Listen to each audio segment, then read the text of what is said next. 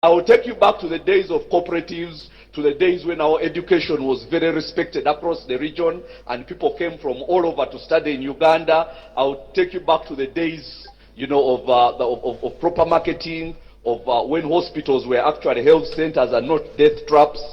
I'll take you to the days when our people were not being taken for slavery in the Middle East. I'll take you back to those. Somehow, even the people who have grown up in this regime think that that is utopia.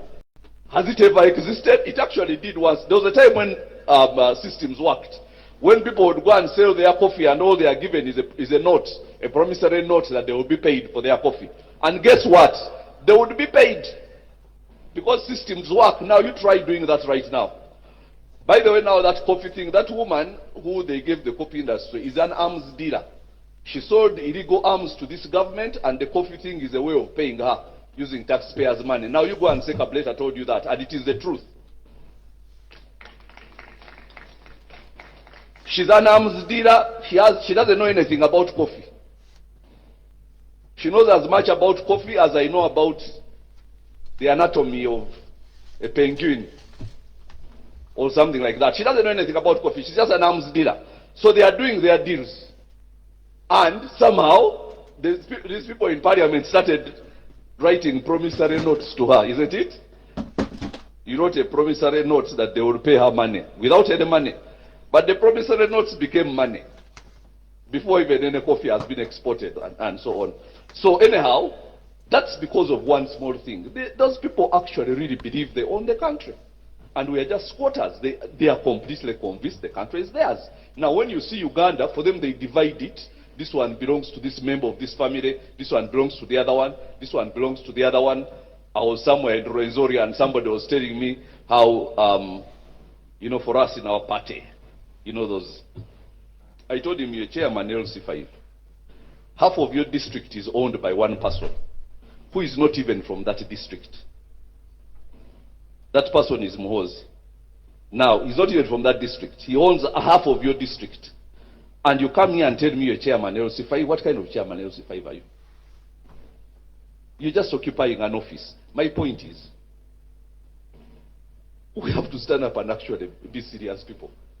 The people that we are contending with think they own Uganda. They actually absolutely think they own Uganda. When they want your piece of land, they will come and make it a national forest reserve. They will put boundaries there and say this is a forest reserve or a game reserve or something. As soon as it is taken away without any compensation for you, then somebody who is connected comes and takes it. That's how Muhozi got half of that district. I won't mention it. Okay? They come and say this is a game reserve. The next thing is rearing his cattle there. But I'm telling you this, Matemba has gone. But I'm telling you that project is not going to work. We are not fools. Okay? We are not fools. The fact that we are doing all these things. And now everybody who loves this country, people are joining us. Even people who were disinclined to it before. They realize that we are serious. And they are joining us. And some of them are not even here. Some of them cannot even come and associate with us publicly. Because they have other, alignments somewhere. Some parties which they represent, but they are with us, and we welcome them, and we welcome everybody who loves Uganda, even those from that yellow party, because they are also slaves like everybody else. You see, Malcolm X brought the term of house slave and field slave, and he said that there are slaves who are called house slaves. For them, they work inside the house, they prepare tea for the boss, they clean clothes and so on. So when the boss has tea, they also have some leftover tea. If there is a piece of bread that is left, they also eat bread that day. Now, for them, they are a higher class of slaves, but they're also slaves. Then they are different from the field slaves. The field slaves are the ones who work in the sun and come and they are famished and they don't have all these privileges. But all of them are slaves. So even I'm telling some of our colleagues in that yellow party, that party is about a family. It's not about Uganda. That party was created to keep one family in power. So if you're not a member of that family, you're a slave. You might be a field slave, which means you eat some bread here, you eat some milk here, if the boss has some is left over. If the flask of tea comes when it is halfway, you drink the rest, but you're a slave. So even them, we shall also welcome them. if they want to run away from, because we are all fighting to take ourselves out of slavery. That's where we are. We are fighting for the next generation, so that our children don't say, where were you when all these lands were taken? What did you do when this country went to the dogs the way it did? What input did you have when everything turned out the way it is? Now they have everything, as far as they are concerned, everything is done. They are now preparing to hand over. Oh my God, I have a surprise for them. We are not going down that path.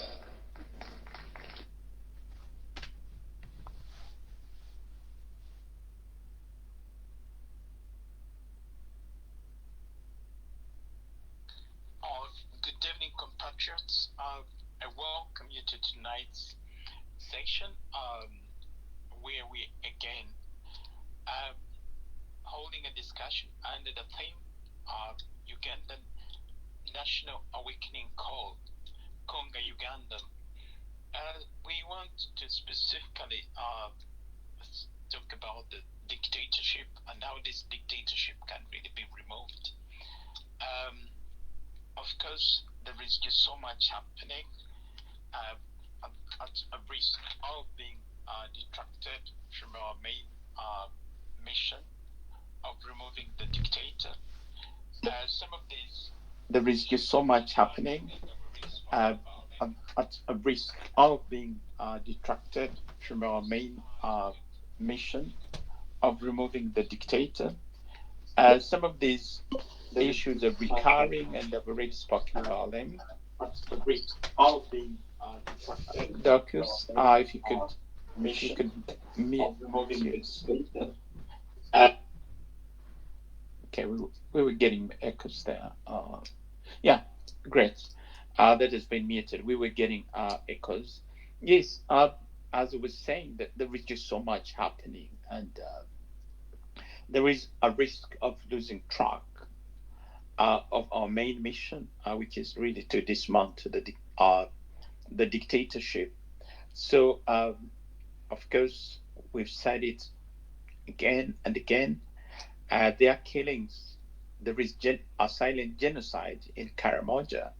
This is a concern. This is going on, and let's not tire from amplifying this silent genocide in Karamoja. Households are being displaced, people are being killed, their cattle is being taken away, stolen, and actually shipped away to other parts of the country. But of course, as we know and as we expect, this is hardly mentioned in the mainstream media, which is under state capture. So it is incumbent upon us to amplify these atrocities. Abductions are ongoing, enforced disappearances are the order of the day. Tortures are still taking place. Raping is still taking place. The most recent one was that one of Shuba, although she came off with minimal injuries. But again, this is what's happening. The government officials and security agencies feel entitled, and they have license to do whatever they want to do with other people's, especially women's bodies. And this we protest, and this we renounce. It's wrong. Land grabbing is still going on. Of course, let's not forget that the skyrocketing prices of commodities. Actually, we're reaching a point where it is prohibitive. And our people need to stand up and say enough is enough. The cost of living is really, really getting out of hand. And our people need to react. How much can we take this? How much more can we take this? Let's learn from the people of Sri Lanka who had had enough, who have gone through a similar kind of situation, similar kind of economic plight, and other misgovernance issues. But they said enough was enough, and they got up to fight for themselves. So, ladies and gentlemen, let's not take this lightly, because you ask yourself, when is this going to end? So, of course, the coffee bill is still being talked about. We've had I don't know how true this is. We're yet to verify this, but there is a rumor, or there's word going around that some members of parliament have signed a petition, or rather to second a succession bill, a bill that is going to see Mohoz being installed as a president without going through the due process of elections and other phases that are required. Moreover, he is a serving military officer, and I think the Constitution forbids a serving military officer to participate in politics. So these are the things that are happening. So what this calls for is all of us to get up, all of us to wake up from this slumber and really, really play our active role. We've seen the citizens of Ukraine, each one standing up very steadfast, very resolute, and resolved to fight against the mighty invading army of Russia. We too can do this, ladies and gentlemen. We've seen the citizens of Sri Lanka rising up and saying, no, they are not going to allow one family just to squander their future, squander their years, and put everybody else hostage or hold everybody else at ransom. We, the people of Uganda, can also do this. You and me can do this. So tonight's discussion should really, really address what we need to do, how we need to do it, who needs to do what, because we don't have the time and we cannot afford to just stay in our comfort zone and just lament. We need action on the ground. So may I at this juncture call upon my comrade Florence to open the topic and open the discussion. Thank you very much. Over to you, Comrade Florence. Thank you. Thank you, Joe. Before I start, I want to request everyone on here, can you please share and retweet and invite friends to come so that we have a real good discussion. Thank you. People power is our power, and our power is people power. Kunga Uganda, Kunga. Kunga diaspora, Kunga. Kunga Uganda is on the ground, Kunga. Kunga Northern Uganda, Kunga. Kunga Eastern Uganda, Kunga. Kunga Central Uganda, Kunga. Kunga Western Uganda, Kunga. Kunga the whole of Uganda, Kunga. Now, I want to appreciate you all, the Twitter space tonight. I want to appreciate people who are listening to us via Facebook. Thank you so much for choosing to be here with us tonight. We don't take your presence for granted. You do lots of sacrifices to give us this time, to buy data. Thank you so much. Now, I want to start by reminding us the hashtag Kunga, the National Awakening Call. This is a call to all Ugandans, regardless of your political affiliation, age, gender, social or professional status. This is a call to all of us to unite and fight for our future, dignity, rights and freedoms. The fruits of bad governance and dictatorship are going to affect all of us, either directly or indirectly, without discrimination. We can think we are safe, but wait until you or your loved one gets involved in an accident and there is no emergency services or even a hospital in the area or even the nearby area, 10-15 kilometers, that can adequately attend to you or your loved one. You or your loved one will die. And you or your loved one will die in a non-dignified manner. We have seen accidents happen in Uganda. And we all have seen how the casualties are being handled and transported. This can happen to us all or to our loved ones at any time. Is this, when we look at it, when we look at those videos making rounds on social media, is this what we wish for ourselves?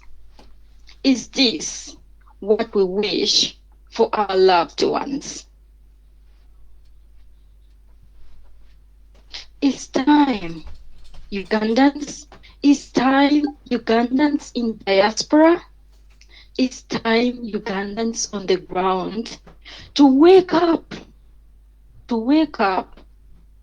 and build a country that works for all of us.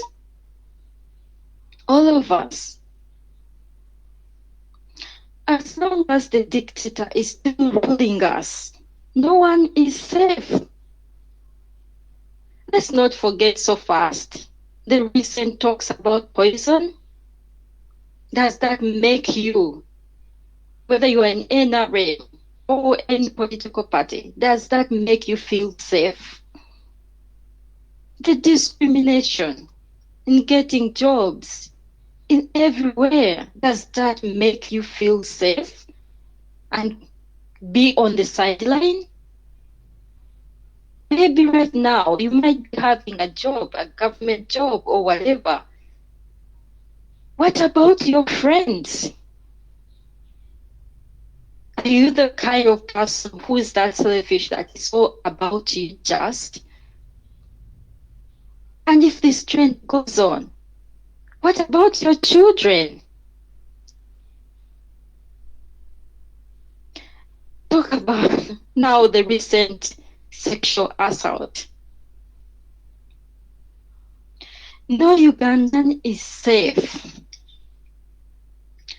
And we should stop playing safe. Let us use everything we have to build a country. If you're a celebrity, use your celebrity life to build Uganda. This is what we are all saying. Let us unite. Don't wait until something happens to you and then you come to the people to tell them how bad it is. Why do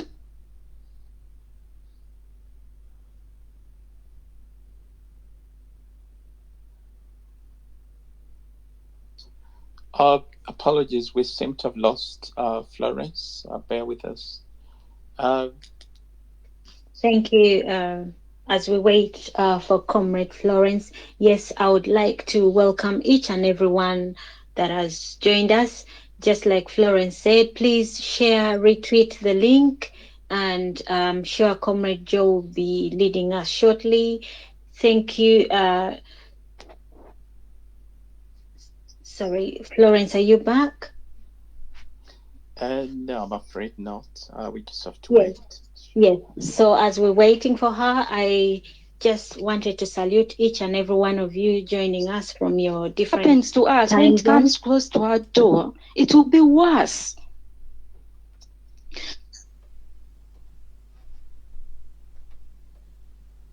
Sorry, Comrade Comrade Florence. What's happening? Florence, we've lost you. I don't know if you're aware. Okay, Comrade Dorcas, carry on, please, as we wait. Yes, just Comrade Florence, please touch out and then come back right in. Maybe that might help, or find a spot with a good connection. You keep fluctuating, so we'll wait for you to reconnect. And yes, for any other comrades that will be speaking later, in case you get disruptions, you just touch out and touch back in, and you should be able to speak with us. Yes, so thank you so much all for joining us today. Is the 11th May 2022, and we are here to actually speak against the injustices in Uganda, hashtag end torture in Uganda. The main hashtag today is Kunga, the National Awakening Call, and we are holding this campaign to actually call, galvanize the masses and call on you and tell you now is the time for us to arise and redeem our nation. We've got to reclaim our nation and human dignity, and that will take all of us. We, the people, have got power. You've got power. We, the people, power. We are going to do this together. Together we can. So we are not going to wait for 2026 because Mr. Museveni sits in that chair illegally. I did not call him a president for a purpose, because he is actually for a reason, because he's not president. He did not win the elections. We all know we had a war and not elections. So we are still actually wondering, we were wondering whether the elections were going to be reheld or so we're calling him to step down, and we're saying no, enough is enough. So if he's not going to step down, we the people have got to keep demanding and keep elevating our voices and saying enough is enough. So hashtag Museveni, stop Museveni is also another hashtag that I forgot to mention, because we do not want him telling us a few years down the road saying that, oh, I thought the people wanted me, because he keeps claiming the people voted for him and the people want him. No, we do not want him. So we go to hashtag stop Museveni, okay? And hashtag end torture, hashtag Kunga, the whole of Uganda. We've got to arise. We are not giving him a term up to 2026. No, he rules illegitimately. So he's so much illegal, and whoever is doing business with him, they do it illegally. So we call out the international community and all the friends to the dictator and tell them we've suffered enough. We want our freedom. We want our democracy reinstilled. So thank you so much, Comrade Joe and everybody on this space. I don't know if Comrade Florence, if you can please confirm to Joe, and then if not, Joe, I'm sure you're going to direct us. Thank you so much. Thank you, Comrade Dorcas. We've apparently lost. We just have to wait. Yes, really, what needs to be done? I think I've already said this before, and I'm going to say it again. We, the people in the diaspora, wield so much power as per the remittances that we make, make to Uganda. On average, we remit around 1.4 billion US dollars. This is a lot of money. Let's recognize the financial power and the muscle that we wield. And the question is, how do we translate this into some kind of political power? Really, we are calling for a moratorium on the remittances. That means we stop the remittances for the next 6 months. Any money that is remitted should just go to meet emergencies or to meet, for example, medical bills,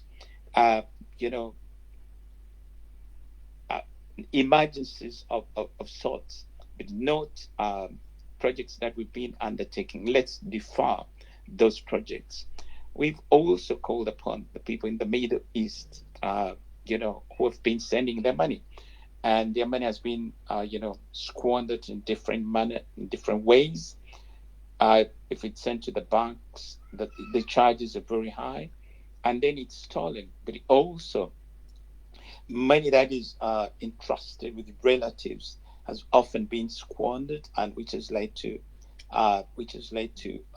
conflicts. So we are working out a mechanism of diverting this money, and the people kind of holding that money and having, the control and the charge to do what they want to do with their money, and to deprive the dictatorship of money that is flowing to the country. This we can do without necessarily risking putting our lives on the line or getting into harm's way. Also, what we want to do is the people to on the ground to exercise some kind of a financial boycott. You don't have to take sugar, you don't have to take milk. Ladies and gentlemen, the time has come for us to make sacrifices. We just cannot continue being comfortable and wishing and hoping that Mohoz is not going to, the Mohoz project is not going to take place. We need to really fight it robustly. We need to do that. So again, I invite opinions, I invite thoughts from the audience to chart the way forward. How do we stop this Mohoz project? Come up with ideas and let's hear them. Paul Iso, please, over to you. Thank you. Paul, Hello. thank you. Hello, comrades, hello, Ugandans, hello, friends, hello, everyone who is here and who is listening. What must we do? I don't want to waste any more time. Every single Ugandan is not safe in a dictatorship. And what must we do? Number one, why can't we unite? I believe that Ugandans are united, but we don't have a command and control structure. We are here volunteering. Some other people are just, they want change, but they are maybe having beers, or they are doing TikTok, showing their boyfriends and all that. We need to be focused. We need to understand that we are in a situation whereby if we don't rise up, it's going to become worse for every one of us. Even the people themselves who are in the regime. I'm going to give you a few examples. The recent Jacob Olanya had to be flown to Seattle in the UK. I'm just quoting Nabanja, whatever the prime minister, or whatever, or the vice president. No one is safe. In essence, what I mean exactly, no one is safe. Olanya, he called him the dictator Jesus, yeah? But this is the same system that did nothing, and they spend all our taxpayers' money on one person, while in the local area where this man comes from, they don't even have any dispensary which has got medication, which has nothing. Okay, no one is safe. Olanya, who called himself Jesus, is nowhere. Is no more. I must give another example. The people in the government. This Kibonge Chanini, Mustun, what is his name? Moja, what is his name? Is again who said that the police has a right to kill and shoot and kill you when you reach a certain level, even though when you don't have guns, even though when you're not violent, okay? That they have the right to kill you. What is his name? Can someone remind me on here, a moderator, please? Just to make my point clear. Eli Tumine. General Eli Tumine. This man comes on to have speeches on ceremonies, and he covers the microphone with a cloth, meaning that they know themselves that the system they are living in is unsafe for everyone. So if those people are not safe, and they are generals, and they are the people who are in government, and the people who are in, like, they're enjoying all our resources, they have looted using the guns, they have captured our power, and they think they are also not safe. What about you, the artist, who think you are safe? You, the musician, you, the politician, who think that we are talking about 2020 election and all that, 2026, that there's another election coming. My friend, For as long as we are in a dictatorship, which has got mafias around it, whereby the money controls and also the guns control. As long as we are not united and we know that we need to redeem ourselves, no one is going to be safe. Don't lie to yourself. Even you and me who think that you are somewhere, that you think you're safe, you are settled, you are not safe. Your family is not safe. Whether you're on the ground or here in Uganda or you are abroad, you are not safe. So what must we do? We must unite under one cause. And I must direct this suggestion to all listeners, especially the political leaders. You people have shown a lot of division, even when it meant getting rid of dictatorship, and then we unite ourselves and we have a real government with working institutions. And you refused to front one candidate under one unity when you had all the opportunity. Okay? So, what must we do? I emphasize this Kunga, hashtag Kunga, whereby I really am arguing everyone here listening. If you have a friend, if you have a family member, I would like to urge you, if they have a smartphone, to use that smartphone like we are doing right now, very effectively and very usefully. One, to open up a Twitter account and take part in these spaces and have your opinion and your view. And two, to use that Twitter account or Facebook page to go and challenge these people who are sponsoring our operation. We are fighting against a full US government. We are fighting against a full EU. These people know very well that this regime is illegitimate. And these things that are happening in Uganda, they can never ever happen in these people's countries. Look at what is happening in Ukraine. They have declared all the sanctions very quick, fast, and they are putting a lot of money to support Ukraine. What about in Africa, in Uganda, whereby the people in Congo are being slaughtered, like the terrorists are cutting off their heads, their ears, their nose, their sexual organs. They are doing all manner of dehumanizing all the victims, okay? And these people call the dictator or the illegitimate government partners. You know, they sip some champagnes, and you think if we are going to rely on these people that we have friends, they can be we have some friends, yeah, but they are not in the illegitimate government. Okay, we need to kunga all these friends, yeah, hashtag kunga all these friends, and also we need to challenge these people. For example, I am campaigning, I'm looking, I really desperately looking to collect as many Ugandans who have smartphones, who can access Twitter, who can open Twitter accounts, and let's just say we have 10,000 people on the protest.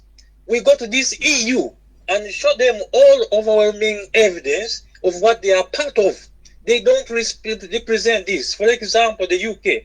I've seen some members of the UK public protesting against this illegal or unlawful deportation of refugees that intend to stay in the UK, to be deported to Rwanda, for which we know Rwanda has got a bad record of human rights violations. They can abduct someone like they abducted the Fred Rumwe and take them and then put trumped up charges against them. It's a state machinery. It's a mafia. As you conclude, Comrade Paul. Okay. As I conclude, I really desperately command everyone to just be focused. Join us here on Twitter. Let us engage each other, but let us be more. We want more active actions. We want to conquer about 10,000 or 20,000 Twitter warriors. Ugandans who have smartphones are more than 50,000. Let's just say minimum 20,000. Okay? Those Ugandans who want to change, where are you? Those Ugandans who are in places of influence, like artists, politicians, why don't you conga your people in your area? You're starting from your family and say that, look, boycott anyone who you think stands with the dictator, anyone who think represent or is not standing with the oppressed. Why don't you boycott them? Start with our own people who are selling us out. And that my final conclusion, and thank you very much for this opportunity, is we must unite. We must know that we have one thing that unites us, and we must not stop living in self-denial. We are in real real life style. This is what is happening. It's not fake. There's killings, abductions, prices going hiking up. Every condition is worsening each day, day by day. So what must we do? We need to do as an individual. I need to take part of this Twitter space if I have resources. If I can't, I need to get myself involved in something else as an individual that can deny this regime from thriving, from just enjoying, because they are on board time. They are illegitimate. Okay? I appreciate and I submit. Thank you. Thank you very much, Comrade Paul, for your submission. I'll just pick up on one or two points. Like, yes, no one is safe. No one is safe in this dictatorship, as has been demonstrated by a number of the very, very people, architects of the system, have become victims of the system. The Olanyas, the Lokechis, the, Nyai Rukama, the former Minister of Internal Affairs. So no one is safe, and no one should be deluded to think that they will that they are going to continue being beneficiaries unless they are part of the inner family, that is the evil family. So in fact, they should join us. Because we all stand to lose or we stand to gain. So I think this is enough. This is a patriotic call. This is a civic call for everybody to rise up. Unless you're part of unless you're part of the evil family, you shouldn't really sit back. And then I think something that we need to observe or to see, the junta is a criminal enterprise. I don't know if you're following the story, but what has just happened in Sri Lanka is unfolding in a very interesting way. There has been a money kind of train. Money was transferred and stored in Uganda, money from Sri Lanka. But also, I think they might have been illicitly printing money for circulation in our economy. And this is not the first time the question of money has come up. You probably remember there was also the way allegations of money having been flown in from Libya under Muammar Gaddafi's rule, and that was brought to Uganda. So our country Museveni is involved in this criminal money laundering operations. And not just that, I think there was also an allegation of money having been, or gold having been transferred from Venezuela. So our government is caught up in this racket of money, this criminal racket of money laundering, stealing money from state coffers from other countries. This is something that we really need to pay attention to. But again, going forward, what do we need to do? That is where the discussion should focus. Back to you, Florence. Thank you. Yes, Joe. I don't know. My internet is playing up. It has never done this before, so I have no idea what's going on. And can you hear me now? Anyway. Yes, I hear you loud and clear, Florence. Yeah. Thank you. I don't know at what point I went off before when I was speaking. You were saying, Dorcas, Dorcas, do you remember? But I think just Okay. I will just go. I'm not sure if I had talked about the topic or not. It's just been skipping up and down. Open with the topic then, just to reintroduce it, and okay. So that we you set the tone for that. Yes, for the discussion. Thank you. Thank you so much. Anyway, I was saying that the fruits of bad governance and dictatorship are going to affect all of us, either directly or indirectly, without discrimination.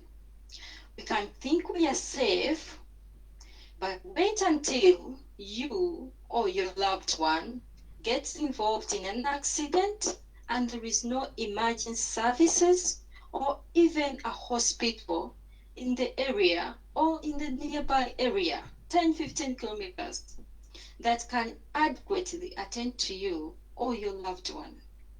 You or your loved one will die, and you or your loved one will die in a non-dignified manner. We have all seen accidents happen in Uganda and how the casualties have been handled and transported.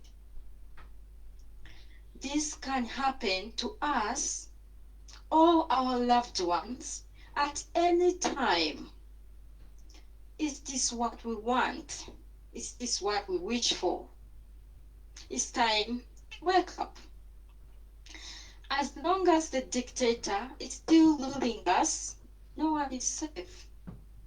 Like Comrade Paul and Joe have said, they talk about poison. Does that make you, doesn't matter which political party you belong to, does it make you feel safe? The discrimination around getting jobs for university students, does that make you feel safe as a student studying so hard to have something for yourself in the future? Does that make you feel safe? The sexual assault, does that make anyone, does that make our female celebrities in whatever form, does that make them feel safe? No Ugandan should play safe. We all must use what we have to build Uganda, to build the country that works for all of us. If you're a celebrity, use your celebrity life to build Uganda. Speak up and act on issues that affect everybody. Do not wait for this to come to your door. If you use your profession, whatever profession you have, to build this country. Because the generation Uganda is not going to stop with you. You might be having a government job or whatever, or even whatever you are. But this country is not going to stop with you.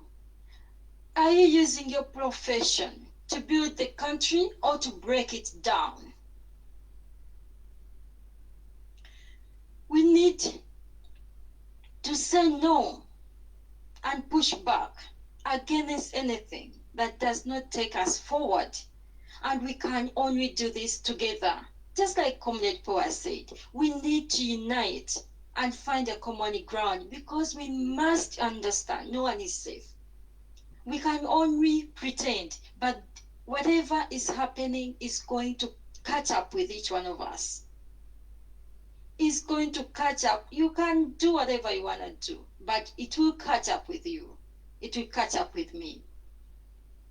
So I was saying on this Twitter space, we don't just lament and cry over our problems.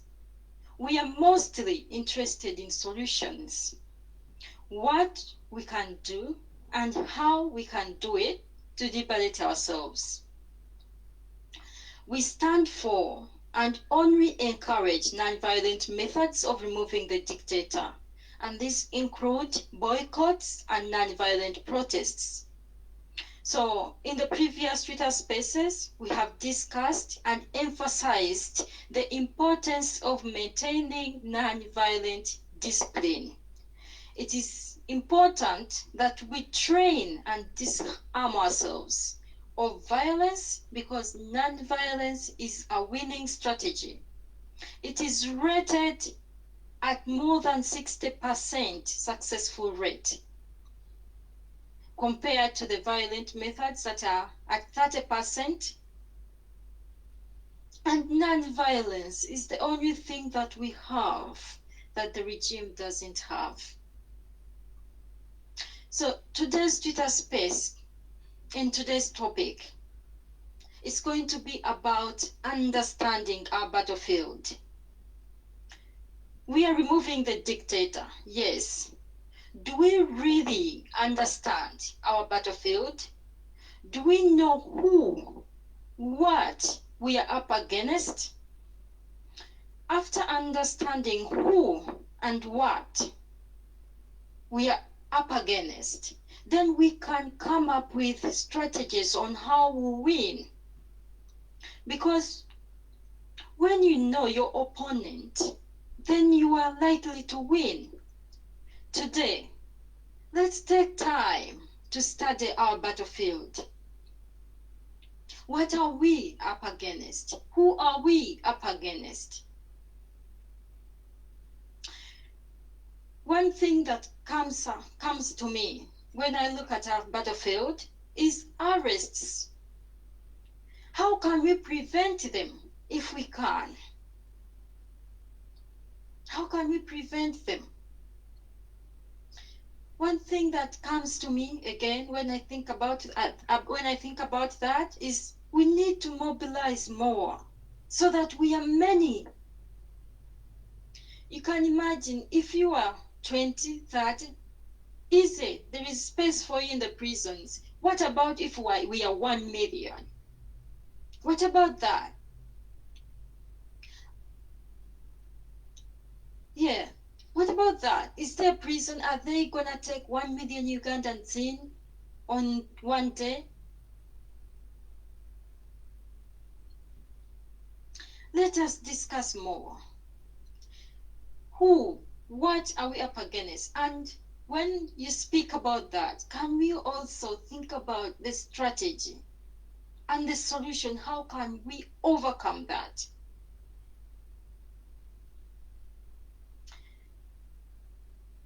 Thank you so much. I don't know if Comrade Godfrey, I don't think anyway you have spoken, even if my network has been so bad. Can you unmute and speak to us? Thank you. Yeah, good evening, good afternoon, wherever you are. Sorry I'm late due to work commitments.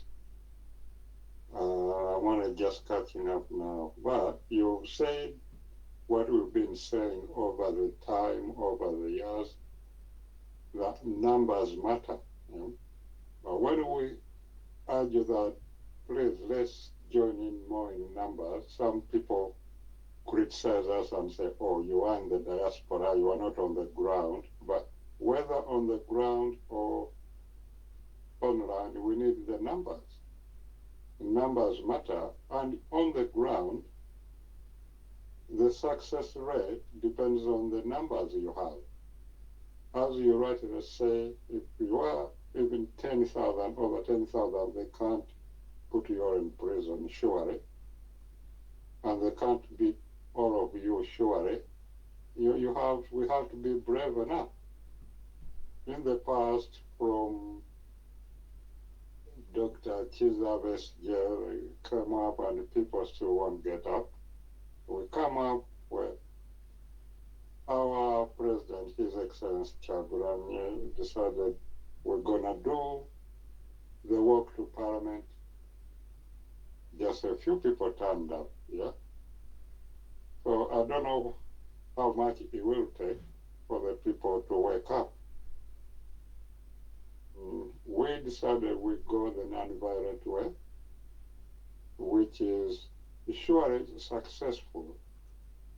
A typical example is, well, you go Dr. Stella here on the platform, yeah? She uses linguistics, literature, you name it, yeah, as a protest, yeah, and that's loud enough. So imagine if we all participate, each one does one thing and another one does another thing, and then we add the numbers on, sure we can get there. That's it for now. We keep listening. Thank you. Thank you, Comrade Godfrey. Non-violent discipline is being able, having that discipline to push through to the end. So we are not gonna win if we are not disciplined enough. If we just, you see, Ugandans, I think we like being in a sorry state. We cry over to the international community, come help us. We expect somebody is going to do this for us. No one is going to come and remove the dictator for us. At least we must start. At least we must start, and then we'll get help. So, and the other thing, if others have started, let us know that this is all, it's our battle together as Ugandans. Don't just look on as other people are being arrested. Join in. Maybe when everybody joins in, then there would be no arrests. Let me tell you of, I'm going to tell you this. This is what happened in Sudan.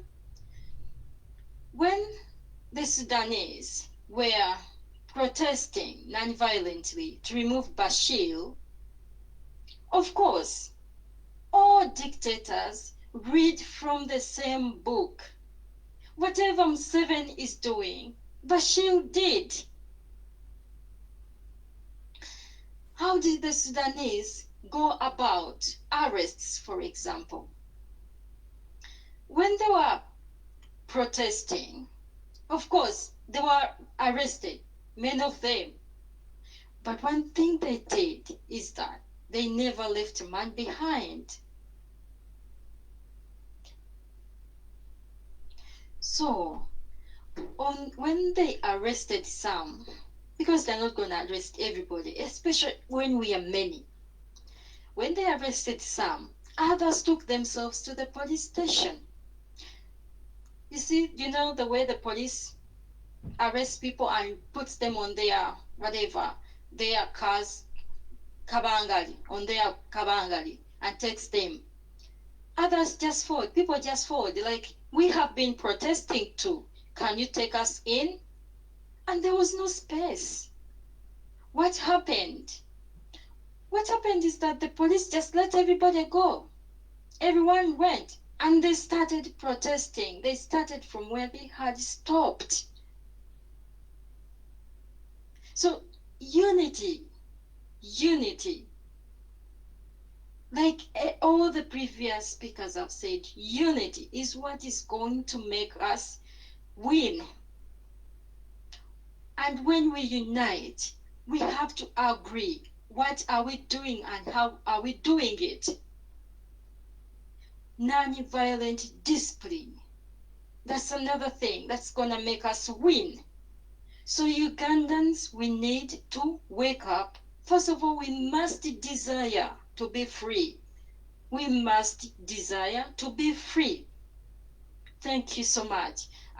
Please, Dr. Stella Nyanzi, it's a pleasure to have you here. Please unmute and speak to us. Thank you. All right, thank you very much, Comrade Florence, and again, just to thank Stand Up Uganda for this space. I think I wanted to react to three things that were said. I think that nonviolence is important. Part of the problem is we don't always mean the same things when we say nonviolence. But I'll come to that maybe as I finish my contribution. There was a point which you said about avoiding arrest. Now, my position is different. I think that when we come to this struggle, we come with different capacities, different abilities. Just as an army, in a military base, they are cooks who are important, cleaners who are important, fighters, snipers, marine guys, abokutaka, those who fight from the ground, those who fight from the air force in the air, the marines who go to the water. They're the planners and the strategists. They're economists. They are computer specialists, etc. That we play different roles. A sniper who works alone with one long-range gun and maybe what is it called, a telescope, does not operate the same way as a platoon of 50 or 200, a squad of 200 people work, although we are all aiming at the same enemy and our goal of taking back power to the people. That is our shared goal. But our strategies cannot be similar. And I want to emphasize that when we call for unity, we are not calling for uniformity. Part of my questions around arrest, my first arrest in life happened when FDC summoned people to go to Najanakumbi to make prayers. A number of activists had been arrested, but that day I was arrested with Omulodi and a pastor called David Happy Ongabo, and a number of, we were 33 people that were arrested. Our arrest entered the newspapers. Our arrest changed my entire outlook on politics in Uganda. The second time I was arrested, I was alone. I was abducted in a car, from a car, by men who were later identified as belonging to the flying squad. My second arrest, although I was alone, mobilized the whole world. The whole world. Not just in Uganda, not just the women, not just writers, not just public media, but the whole world wanted to know, who is this crazy woman who called the president Matako Matako? And I'm not saying these words lightly, but I think that there is strategic decision to get arrested. And the value of these arrests, Bobby Wine's arrest in Gulu, purely strategic, whether it comes from us or it comes from the other. I think the question should not be how do we avoid arrests, but when is political, when is it expedient, when is it useful to the struggle to get arrested? How does one get arrested in a strategic manner? Don't be silent. Let it be visibilized. Amplify the issue. Be arrested around a cause as opposed to being arrested and being charged with criminal, or crime that is in the penal code. And so I think for me that people such as Mandela, people such as Bobby Wine and Dr. Chiza Besigye and others in the struggle in Uganda, but also Africa more widely, their arrests changed the history of struggles. The arrest of particular women, Winnie Mandela, Wangari Wangari, in Kenya, in Uganda as well, Ingrid's arrest where her breast is pressed, although it is terrible and it's painful and terrible things happen. But how we take advantage and capitalize and build on the rotten eggs thrown at us to make points, score points for the struggle is what makes the difference. So I think for me that sometimes we actually make a case for let us go and get arrested. We know they will arrest us, therefore let us prepare. When I have protests with women, I say to them, if you're a mother with breastfeeding children, unless you're prepared to come with your kids to jail or you have made alternative arrangements for them, don't come with us because we are going to get arrested. Come in tights. Make sure you have extra sanitary pads. Wear them. Bring water. Leave your phones behind. We are going to get arrested. And the idea is through the arrest to then ashame the police and the state. And so arrests are not necessarily a disadvantage if we think about them and include them in our strategy. One of the unfortunate things about the recent arrest of the students at Makerere was they didn't plan the eventuality of arrest.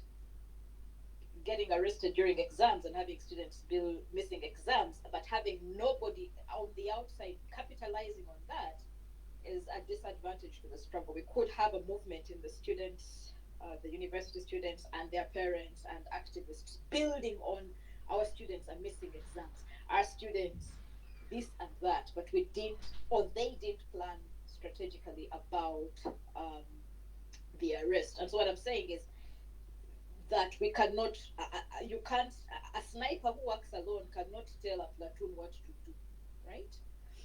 That's the sort of first thing I wanted to say.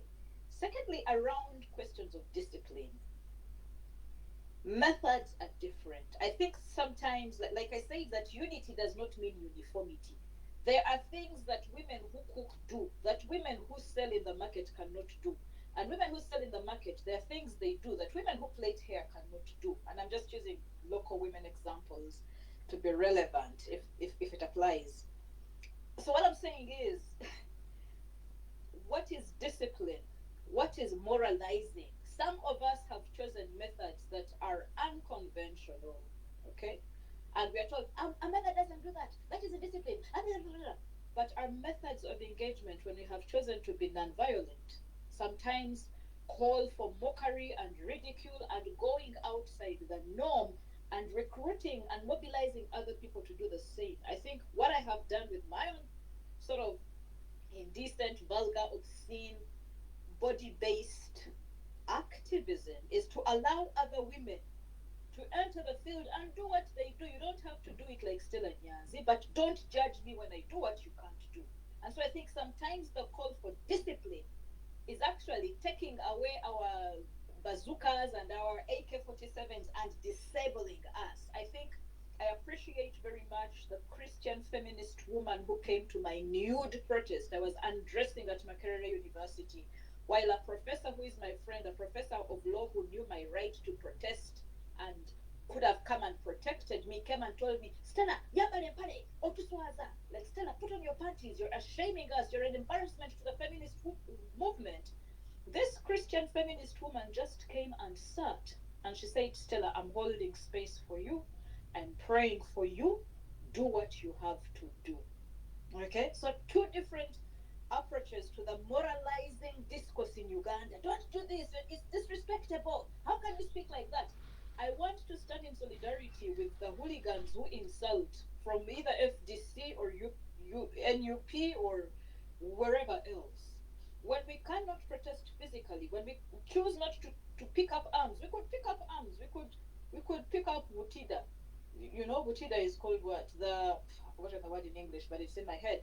We could pick up catapults. Yes, sorry. We could pick up catapults and do the Gulu stone. Was it Gulu stone or Arua stone? When we choose not to be violent, I think that our capacity for violence should not be undermined. We can be violent. I can pick up stones and throw them at the glass of Makerere University. When I choose not to, and instead I undress, I think instead of calling it indiscipline, when I use words and throw them like bullets, instead of saying, instead of judging me and moralizing about my language, stand with me and say, I do not approve of what she does, but let her speak. I don't approve of NUP insulting people, but that is what we have been reduced to as a nation, and we build on that. I don't believe in X and Y and Z and Y. I don't believe in their methods, but we have the license and we stand with them. And I think that is what good leaders do. So when we call for discipline, what are we calling for?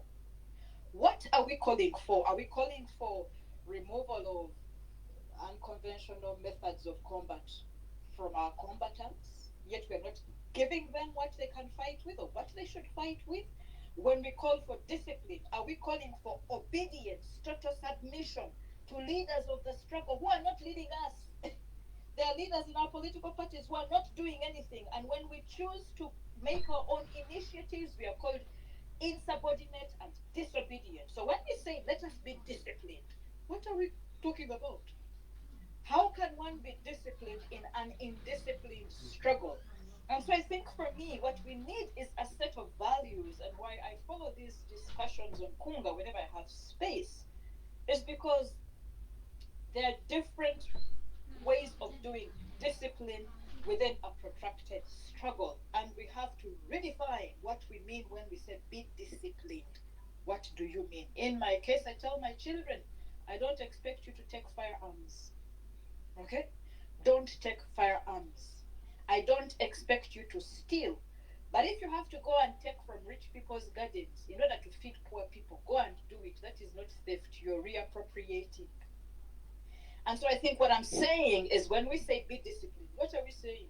Because the language of discipline has been used by moralists, particularly from Christian and Islamic faith, but also from our cultures, to take away from us the only remaining means of combat we have against militant brutes who are on a mission, no longer just to rape and defile our constitution, but to reinstate and recreate themselves through their San Mohozi, if the Mohozi project is going to happen.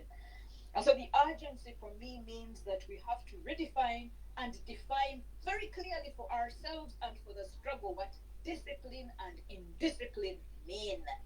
And for me, murder is not indiscipline. But if I kill you with my words, I will kill you. So where do we draw the line? And I think I enter the debate really to say where we can support unconventional means of engagement, please let us do, even when we don't understand them. Yeah? Where we can support what makes us uneasy and uncomfortable.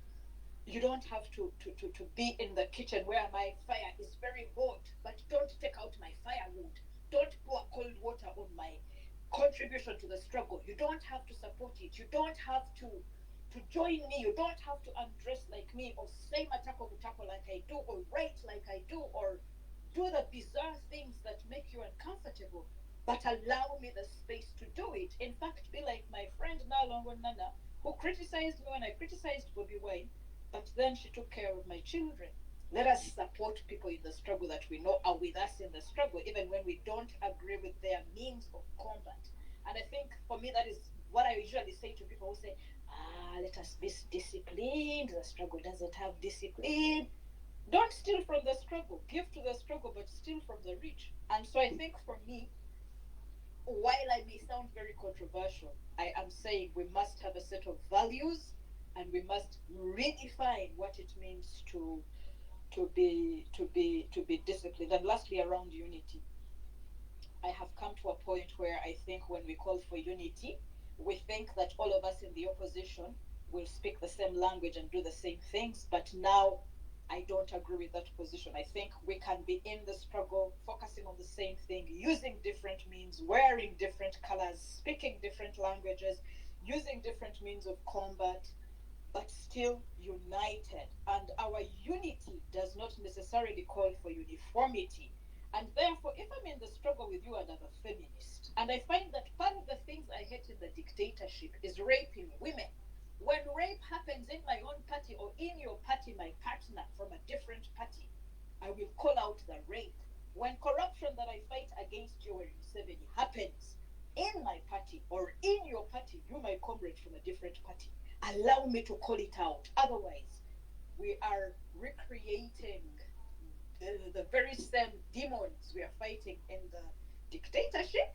We are recreating them in our struggles. And so I think for me, that the more we mature as a struggle, a liberation struggle, a non-violent liberation struggle, the language and the book from which we read, our Bible, our the things on which we agree, are going to also have to mature. We can't be eating milk all the time. So let's call for unity, but not imply uniformity. And if I'm united with you, it doesn't mean that when you rape me, I will keep quiet, although we are in unity and we're fighting against a bigger rapist. I will call you out, allow me to call you out, and let your brothers and sisters in your party join me as we call you out to fight those sites of oppression, even in the liberation struggle movement. Morality should be taken out of the language of discipline. I cannot afford to be moral when I am fighting immoral people, and I decide to fashion my weapons in seemingly immoral ways, which are non-violent. And I think the first point that I made was that arrest may be tactical, and that our tactics cannot be the same. One of you, your tactics will just be prayer. We appreciate. Pray for us, pray in tongues, pray always, go and tithe, pray for us. Another person, it will be to undress my dear, undress boldly, undress beautifully. Another person, it will be to treat our sick people. Another person, it will be to get us visas. Another person, to send us money. Another person, to write and speak. Another person, to go to the streets. Another person, to just stay home and take care of the children of prisoners. So our tactics are going to be different. And so even arrest is a tactic of combat and the struggle. We use their lemons to make ourselves lemonade, to refresh ourselves, to refresh the struggle, and to keep running. Thank you very much. I spoke so much, but yeah, I just felt tickled to speak. Thank you. Thank you so much, Dr. Stella. Wow, that's really, really wonderful. Whatever you have said is definitely on point. You have asked, I want to agree with you. When we call for unity, it's not uniformity. Like, I think, like I said before, use whatever you have to build this country. You know, use your profession, use your life, your celebrity life. If you're a celebrity, use your talents. You know, use your talent to build this country. We do not expect everyone to be on the same front, but definitely we should be targeting the same thing. And yes, you have made a very, really good point. Actually, you have made me look at it in a different perspective as well. The idea of arrests. We can take advantage of it, like you have said, which is really a good idea.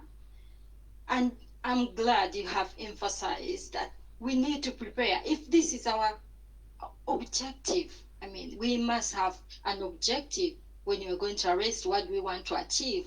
What's the vision of this protest? And probably that way we prepare and plan strategically, like you have said. That way, that makes so much sense. Instead of just going without a vision, without a plan, without any form of objective or goal. And about discipline, what do we mean? Because I say it a lot. Personally, what do I mean when I say non-violent discipline? Well, I'm not really attaching more cards to this. And as well, it is non-violent discipline. You know, this can be learned, and it's about following a set of rules and standards that are going to help us achieve the objective of removing the dictator. So whatever strategy you use, as long as it is not violent, like you have said, you can choose to throw stones, but you choose to undress.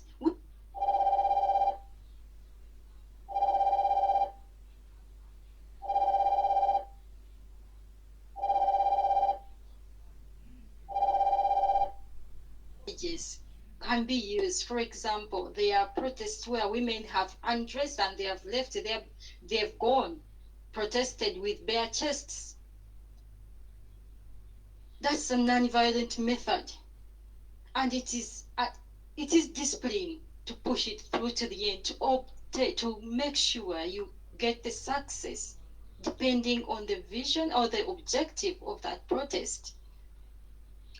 So that's what we mean. Like, for example, if it's a protest, like we are saying, how does non-violent discipline come in? We are saying we're not going to be violent.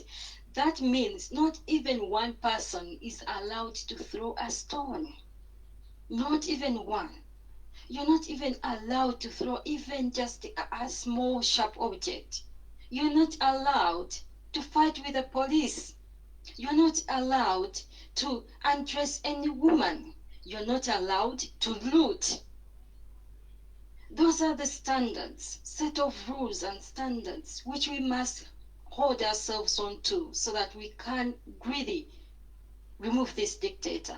Because going past any of those means we are putting ourselves at risk and being faced with a very brutal regime which is just waiting for anything small so that they can shoot us and kill us and label us terrorists, hooligans. That is what that's why we have to set these rules and make sure we maintain them. And that's what we mean by withholding non-violent discipline. Joe, did you want to add to that? Well, thank you, Comrade Florence. That was a very, very powerful submission.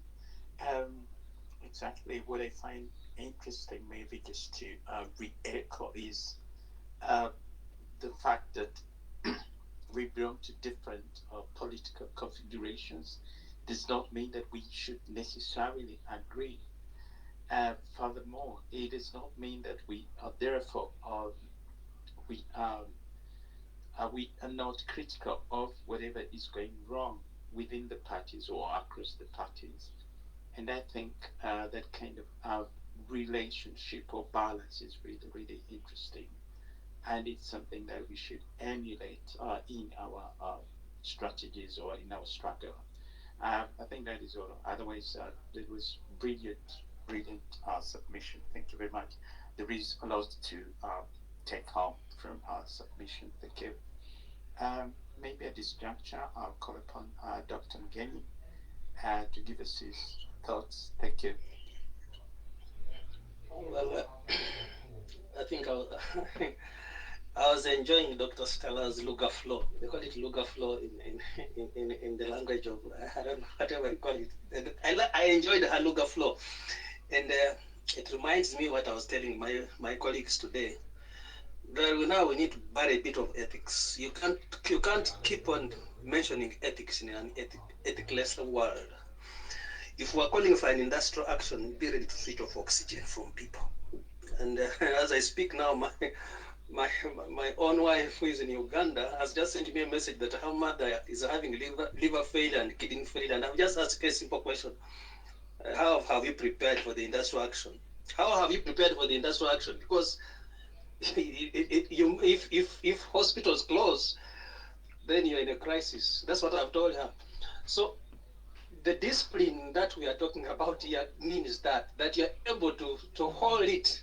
You're able to hold the pain. You know, Ugandans often realize that there is a hospital when they don't have legs, like this one from Kabarole. I just now want to speak the language they understand. I don't want to be kind. I am somebody who was voted as one of the best health workers in Uganda, but my language is changing. If we are going to laugh every day, if we are going to joke every day, if you are going to come to hospital and you find us sacrificing, you know, look at Kabarole. You saw how many goats they gave to Muhozi. Ask them if there's anybody who gave a nurse a goat, and they have their legs hanging in the hospital. That is a language coming from a health worker. Let's look at my district, Busia. Right now, they are organizing a Muhozi party. Nabanja was in that district last year and showed that the health centers are occupied by bats. And the MPs are organizing a Muhozi party there. So some of these things now require that, like you have put it across, use your profession. Our medical profession has been too much on a back seat. They expect, I mean, look at people protesting. We protested here in Washington, and they say hooligans. And I was asked, that's the question I was asking, that why are you a doctor? Why is having a degree? If it is a hooligan who can protest for a hospital, and you who has a master's in medicine, you who has a PhD in medicine, and you say don't compare us with the third world, the first world. If you have a PhD in Uganda, what does that mean? You can't have a PhD in treating jiggers. You can't have a PhD in treating malaria. Malaria is prevented with the mosquito net and spraying. So can we make use of the books that we are reading? You don't expect, because most of the time when we are speaking, people think this is about noob. These people think this is about hooligans. It's not about you who has been told. When they're talking about cassava, it's the professional who needs the money. It's the professional who is not even talking about bread. It's the professional who wakes up in the morning. I was posted, for example, in Moroto for 8 months, and it was like 8 years for me. In Moroto, you don't have a house there, and you are forced to almost sleep in a manyata. Talk of any district in Uganda. I was in Mbarara. Every person owns a house, and they force you to rent at an exorbitant rent that you can't pay. They look at you as an expert in that place. So as health workers, I am just telling this and appealing to them. If we mean that it's an industrial action, every person is waking up. You don't need guns. You just need to see somebody in the situation. A car accident happens and there's nobody in hospital. Because who are these health workers who work for free? We were trained to be paid professionally. There is no God in this. In fact, today I saw the men of God being flogged for the Kasese king. Those are other now people you don't want even to subscribe to. I mean, if you're a priest who has been seen always speaking envelopes, you deserve to be flogged now. Because those prayers don't work, and Museveni has told us several times he doesn't believe in prayers. In fact, soon he will start abusing those people in clothes. Right now, what we need is immorality. Because we are not going to be moral. We are not going to be moral if we have to push. You are dealing with the guys who have no kindness. You are dealing with the guys who are thugs. We are dealing with the ruthless people. On my wall now, I have thousands of people following me, and I know they are paid to follow me. But who cares? Who cares? In fact, for me, sometimes I see people are lucky that I'm not in that country. I escaped. I left Uganda simply because I can't hold my anger in. I mean, I'm somebody who can lock up a hospital and walk away. Not because I want to punish people, but I want people to wake up. Blood is donated.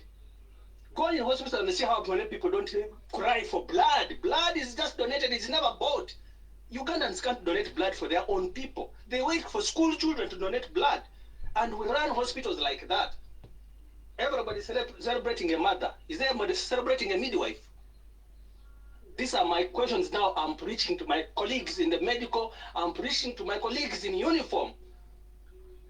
Let somebody come with a gunshot wound and you ignore and look at them and tell them, yes, we can't dislodge this because you don't care about hospitals.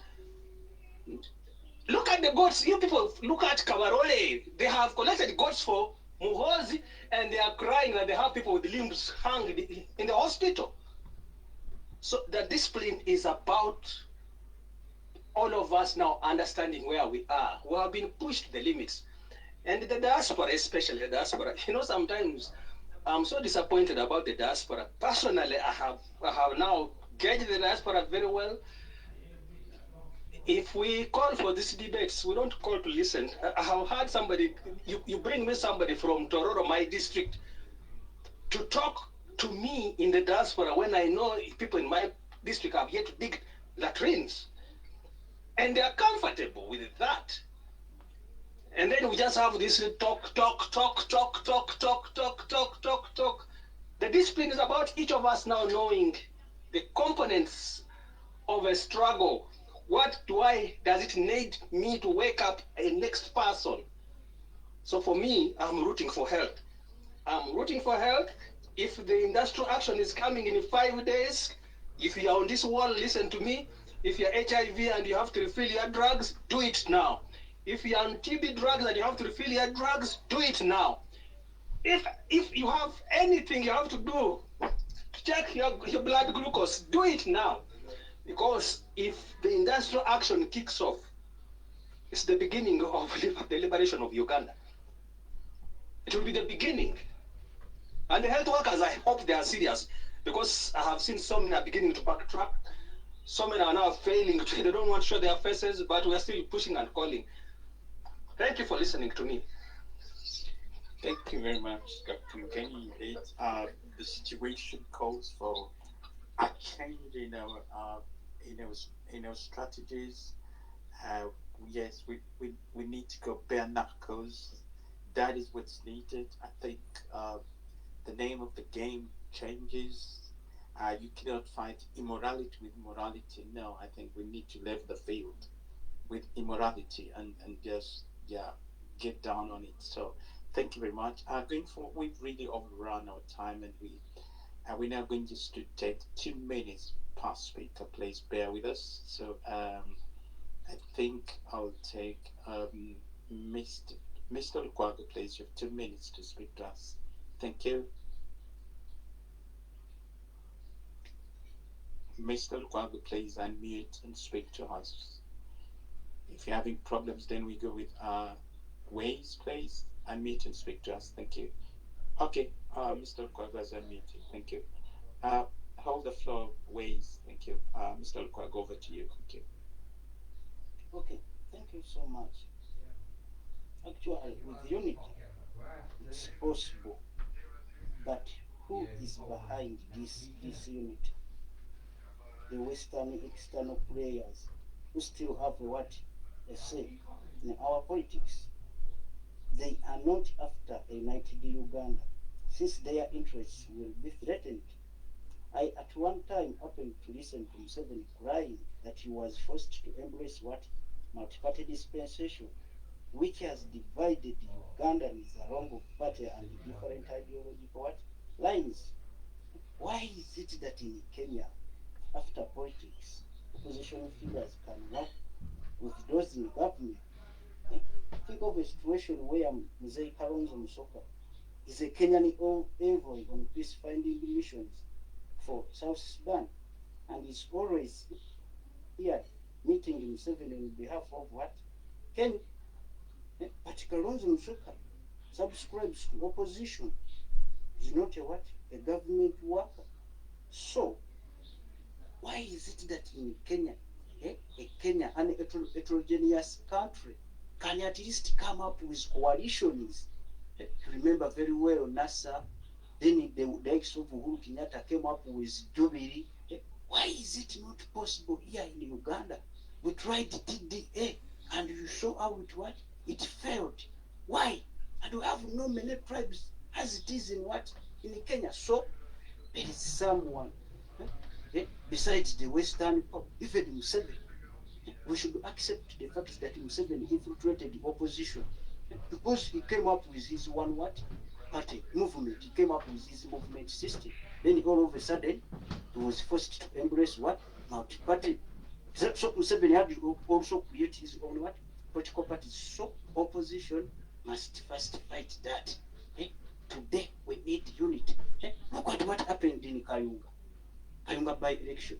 Nupu went alone, and in fact Nakwede won that election. But Museveni used the might of the guy. SFC could fraud people anyhow it felt like.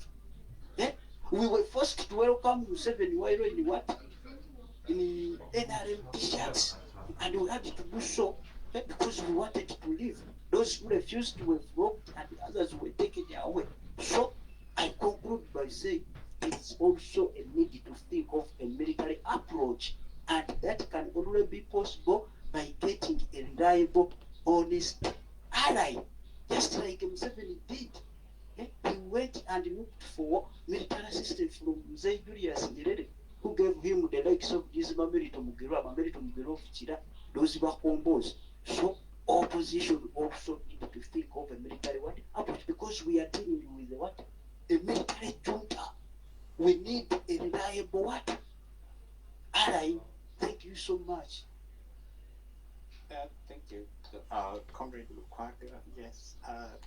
Well, we beg to differ.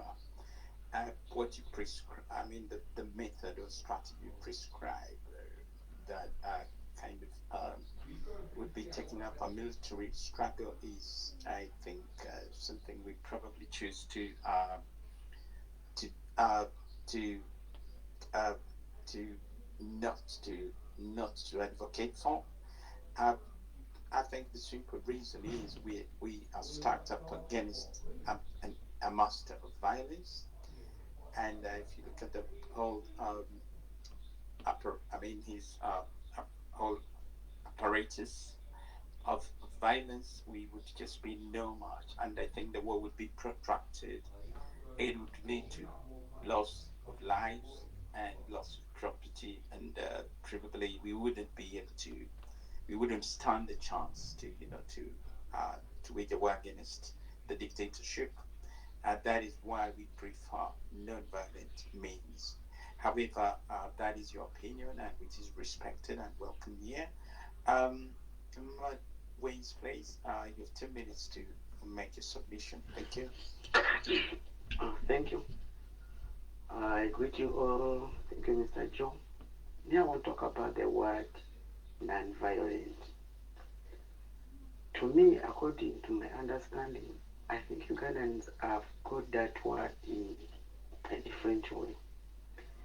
That's why you see that even if there is something like last time when His Excellency Obachagran went up, that's the square. People, instead of joining in, decided to be non-violent. They decided to remain buildings, using their phones. He has come. When you pushed to the wall and someone is telling you to be calm, I tell you, the problem you are facing is not going to stop. To me, I think we should stop using the word non-violent. We should encourage people to stand up for what is their right. People should stand up for their rights. We should stop using the word non-violent. For example, the incidents of Luka. If His Excellency didn't say, don't do anything, don't be violent, I tell you something would have happened right from Luka. But the people from different parts of the country who were not there, for them they stood up. And the people who were around him just kept calm, others just ran away. That's my saying. Thank you. Thank you, Comrade Matways. Yes, yes, you might be right that the understanding of non-violence is probably different as far as different sections of the population are concerned. But actually, strictly in non-violent kind of language, non-violence does not mean not taking action. It does not mean being a coward. No, it means engaging, but in a non-violent way, in a calculated way. That does not. Because we can focus. We can dent a system if we identify the pillars. What is it that is making that system to survive? What is it that is buttressing that system? So we hit those pillars. It could be the economic pillars. It could be the security agencies. It could be support from the peasants. So we just work at that, and then we weaken those pillars, and we cause cracks to fall. We cause cracks to form, and that would weaken the dictatorship. So I think my understanding from your submission is probably people choosing to stay away, and to them that is their definition of non-violent. Well, that would be wrong. That might be their understanding, but that is wrong. So to be non-violent does not mean you do not engage. It's to the contrary. You engage, but in a non-violent way. And it does not mean you are a coward. No, you can be courageous, but you just need to do it the right way. So I think, Godfrey, over to you. You have 1 minute. Joe, I just want to add 2 sentences to that. Non-violent means removing the dictator without burning down Uganda, without burning down the city. It's as simple as that. Stand up, just like the way the Sudanese removed the Bashir. Yeah? So ways the people you meet that don't understand non-violent methods or non-violent way, I'll, I'll ask you to make it clear to them. It does not mean to look as if he has come, Bobby Wine is there, let us use our phones to take a picture of him. No, it means we join him. Okay? When after we join him, we are remaining non-violent, and that means we are not going to do anything that is going to cause harm to the people who are protesting with, or that is not going to provoke the security agencies to shoot us. It's as simple as that. Okay? Thank you, Joe. Thank you for your clarification, Comrade Florence. Yes, Comrade Godfrey, you have a minute, please, to speak to us. Thank you. Yeah, I beg to differ with my brother Lukwago regarding the non-violence or the military side of things. We've had, since 1962 or thereabout, when I was born, we've had violent overthrow of governments, about 4 of them, if I'm correct. And each one has created more violence. We are where we are because of the military approach. Now, people understand different things regarding non-violence, but using protest is part of the non-violence, and disobedience is part of the non-violence. We can boycott, that's part of non-violence, and that's the way we should go. It's up to the other side whether they shoot, they beat us. In the end, they run out of options because you can't rob 1 million people. You can't kill 1 million people. That's genocide, yeah? And the world won't let you do that anyway. But if we are determined, and just like soldiers go to battle, we use non-violence, we go prepared to protest, to disobey. We start home, we won't do this, we won't do that. And that's the way non-violence works.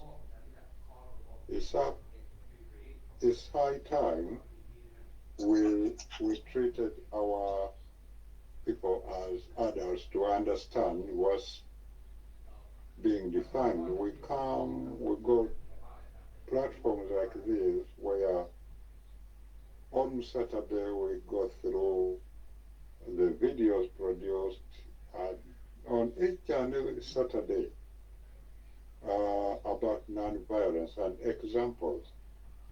And if people don't learn from that, I don't know when they will learn. Thank you. Thank you very much, Comrade Godfrey, for your thoughts. We're now taking the last speaker, that is Mr. Aseka. Please, you have 2 minutes to speak to us. Please unmute to speak to us. Thank you.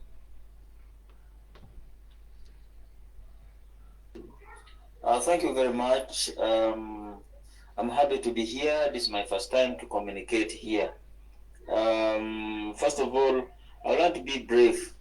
I want to concur with Godfrey right now, who is just been speaking right now. Actually, we need more of industrial action. We need more of industrial action. Today, the science teachers are actually continuing their industrial action. Where is tear gas? There is no way a tear gas will get them, and that's where we are that's where we want to go. That's the area. That is the angle we want to take.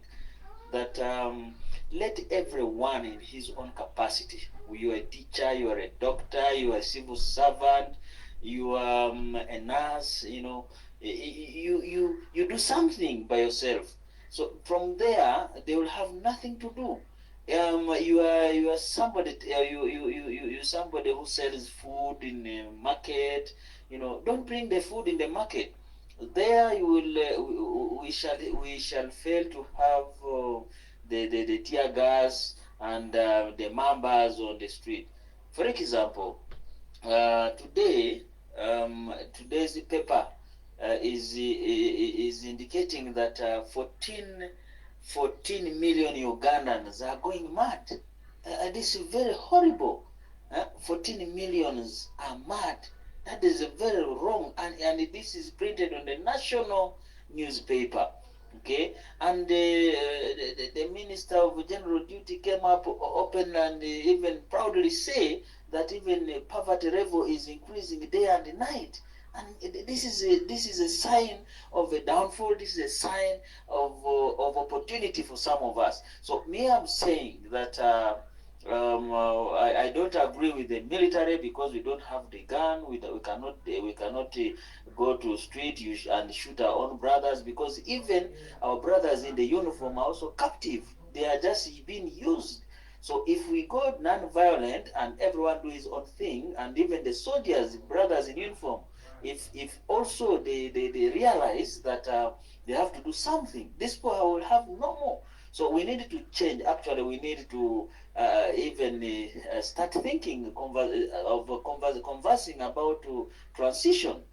We need to start conversing about transition, how we can transit from military rule to a civilian rule. Actually, if we had a civilian leader, maybe civilian will understand the civilian problem.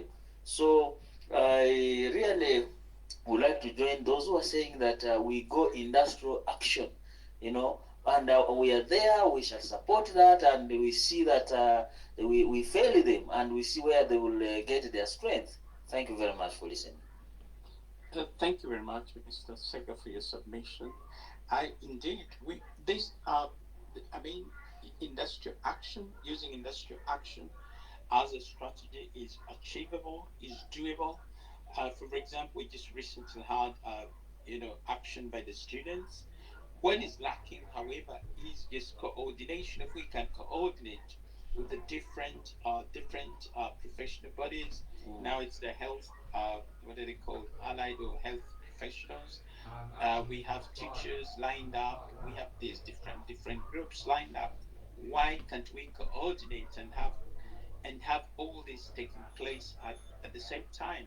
I think that even the circles, the security forces would be stretched far beyond capacity to respond, to respond and crack down on the protesters or demonstrators.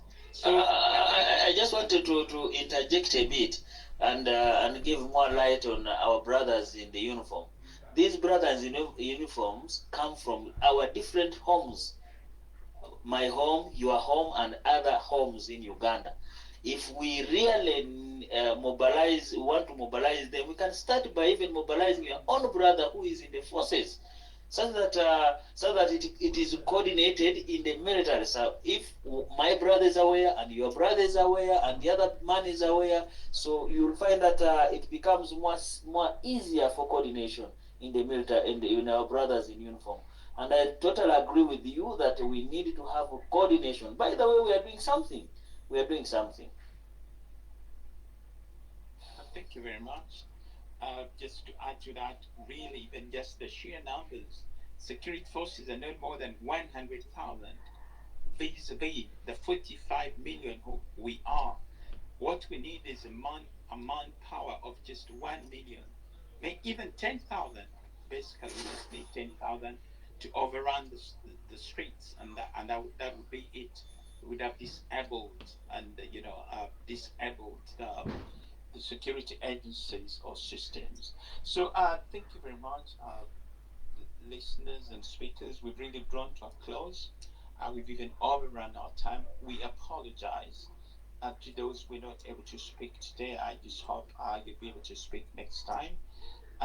We're now drawing to a close, and Dr. Mgeni, please make your closing remarks. Thank you. Well, I just wanted to say one simple thing. and that is health. Health rules the world. Health rules the world. Even if you are talking about military men, they must be physically fit, they must be healthy to carry the gun. All of us here are debating because we're on this one because we are healthy. And if we're declaring Ugandans mentally sick, maybe that explains the Kabarole accident. There are accidents almost every day in Uganda right now. Almost every day, and they're all grisly accidents. Now, if you have people who are mentally breaking down, then you must just understand that is your health affected. Because health does not mean merely disease. It means you're okay economically, socially, call it all. It's an all-round person. So most of these components that make a person healthy are missing. And so if our health workers are taking on the nation, I would say so. Don't go to hospital to blame them. If they are laying down tools, know who to blame.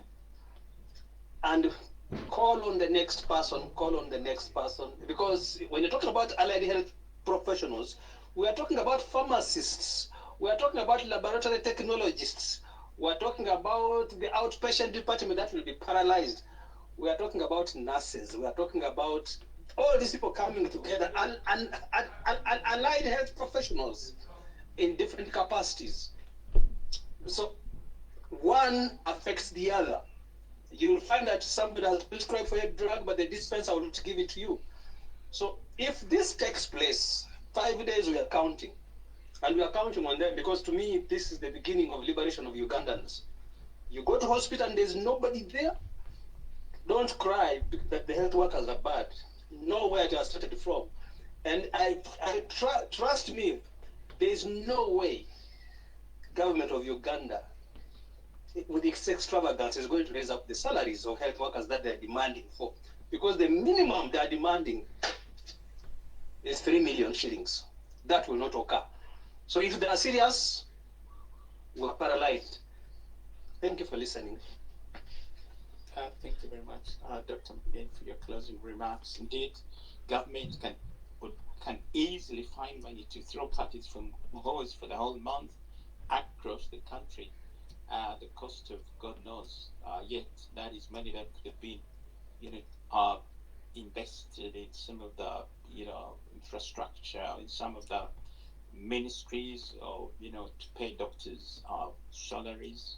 But it's not a priority to our government that recommends people to eat cassava instead of looking for bread. Yes, Comrade Florence, please, your closing remarks. Thank you. Thank you, Joe. I want to start by apologizing to whoever hasn't been able to speak today.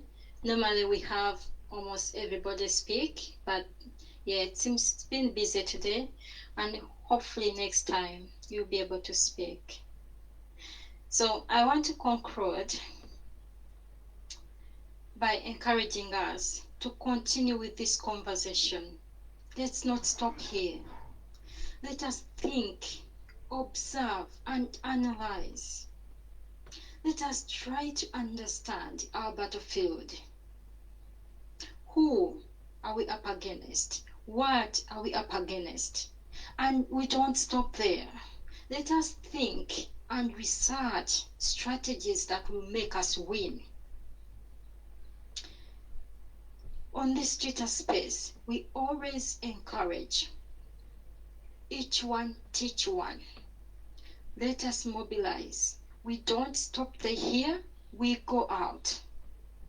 Start with your friends, start with your neighbors, start with your family. Let us make the conversation of liberation of our country a center point of our conversations. Because you like it or not, if you're a husband and you're struggling to feed your family, that's politics.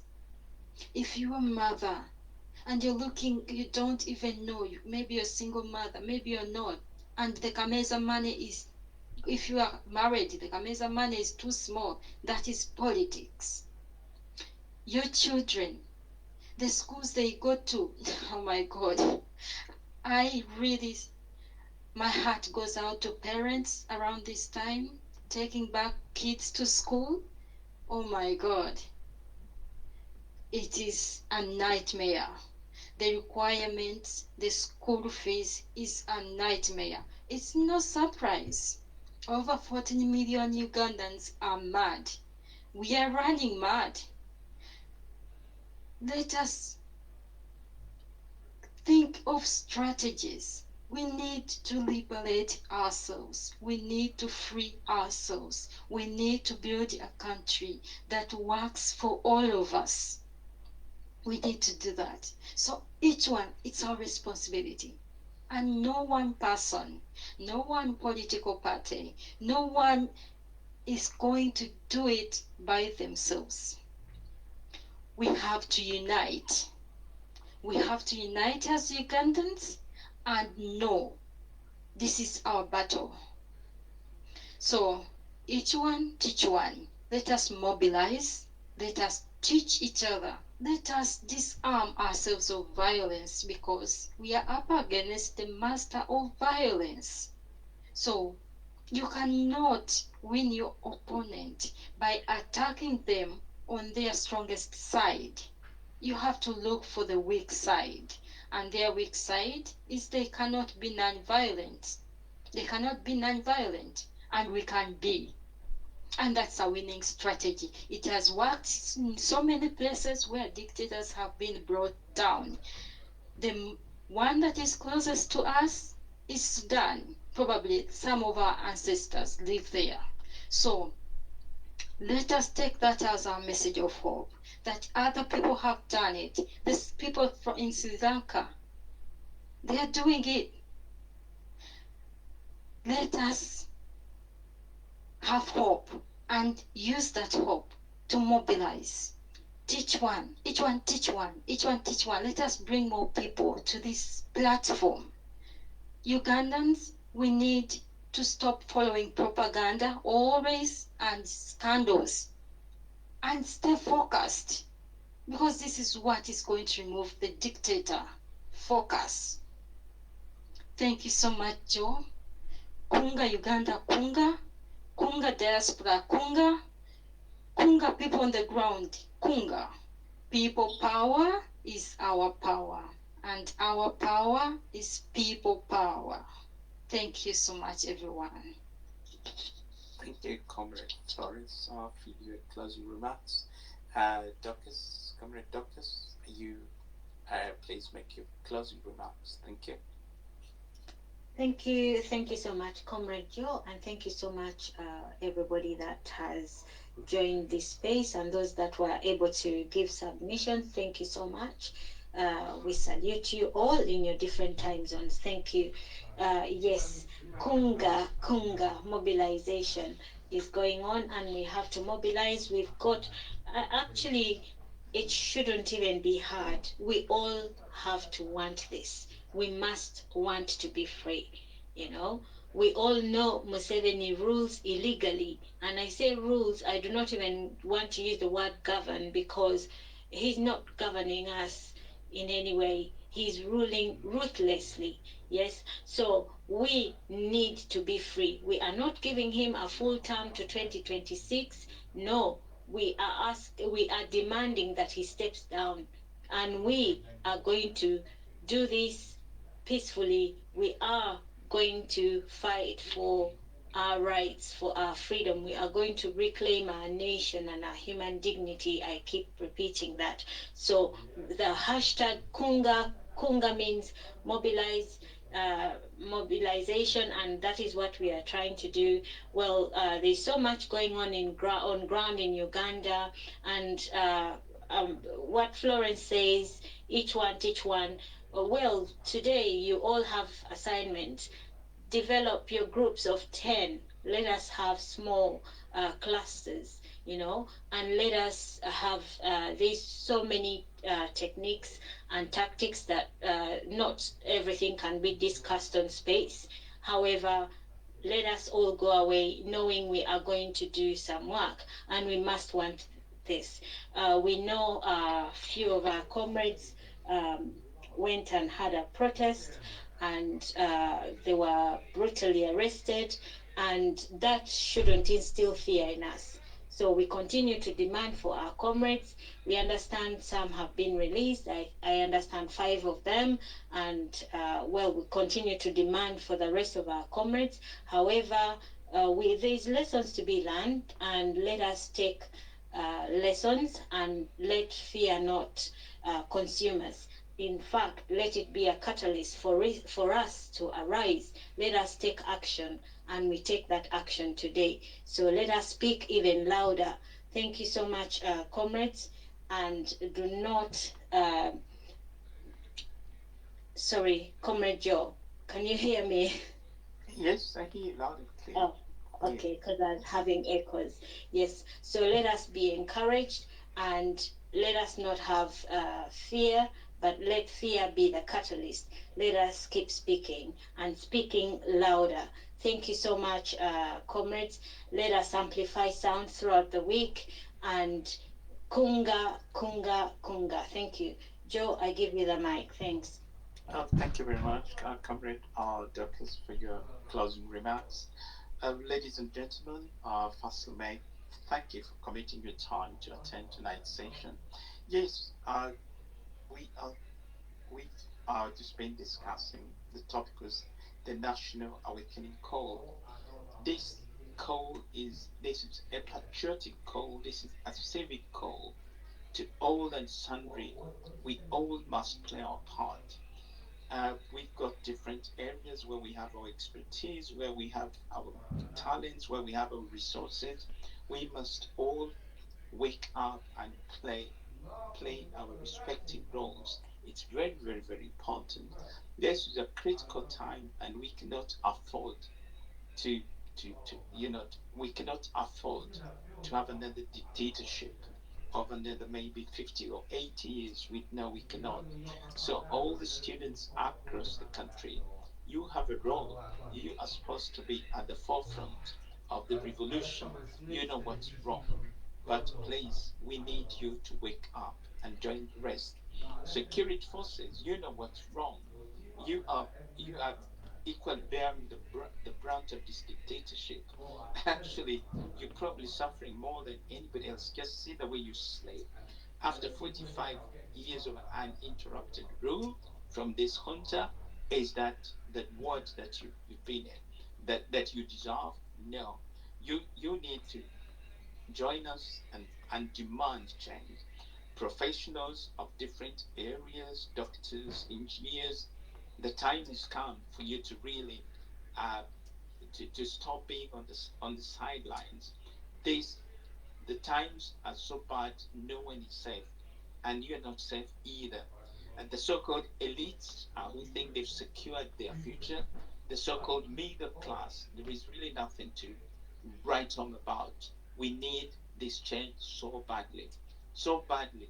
We've never, so badly like we've never needed it. We need this change so badly. Everybody must join us. Everybody must wake up, and let's continue preaching the same message. Speak to somebody. Speak to the UPDF officer who is your brother, somebody in the place, and let's all do our part to mobilize. The time is soon. The time is soon. We can do it. We can achieve this. Thank you very much. Once again, please follow one another so that we can maintain our networks for further discussions. Thank you very much. We have a minute, less than a minute, and then we shall end the session. Thank you.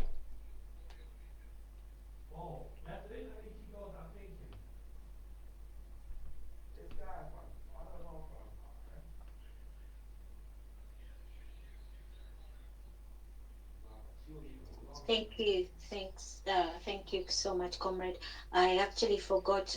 Let us look out for the triggers and let us be ready. Yeah. So we are ready. You should be ready to take action anytime. Thank you. And Comrade Joe, when we need to announce when we're speaking next. All right. Okay. Yes. We hold Twitter Spaces twice a week. On Mondays. On Mondays, that's when we focus on the Middle East workforce and the challenges related to to, to yeah to their work. And on Wednesdays, that is when we have Kunga uh, Kunga space. I mean, and that's when we have a session, and the theme that has been running is Kunga. So we're going to have it again next week on Wednesday, same time. You're welcome. Please invite a friend. To invite a friend. We look forward to uh, hearing your opinions, your thoughts. Thank you very much. Okay.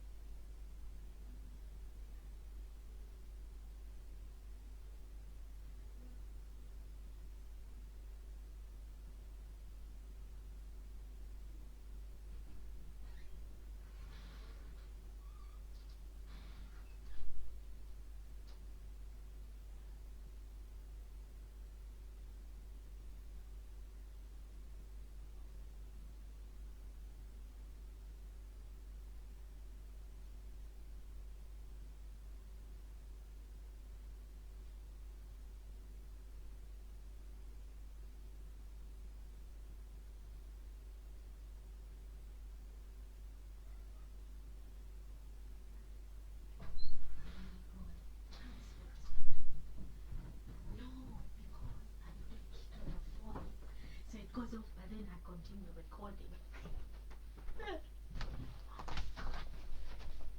This is how old I'm getting. There's 16 viewers. No, it's upstairs. When I'm recording, there's